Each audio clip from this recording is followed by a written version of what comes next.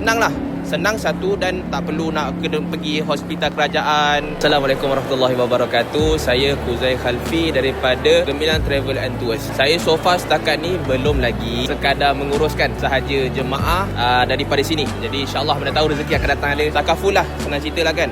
Sepanjang kat sana ada tak cover insurans diorang kalau diorang sakit ataupun berlaku apa-apalah yang kejadian yang tak dijangka. Itulah antara yang jemaah selalu risau datang kat kita ni. Dia tanya benda tu. Sangat-sangat membantu disebabkan yang pertama, bila saya bagi contoh dalam situasi haji lah. Okay, kalau kita pergi haji, insurans ni sangat-sangat membantu jemaah bila jemaah tu sakit.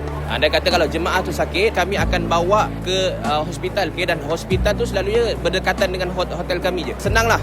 Senang satu dan tak perlu nak pergi hospital kerajaan semua, dan bayaran pun dah ditanggung semua dalam insurans tu. Amat penting. Sebabnya kita buat haji, contoh kalau haji, kita lama kat sana. Kalau kita tak ada perlindungan insurans apa semua, kalau jadi apa-apa tu susahlah. Sebab kita jauh daripada negara kita kan. Kalau kat sini boleh tak ada masalah sangat pun. Sedang mara ada kan.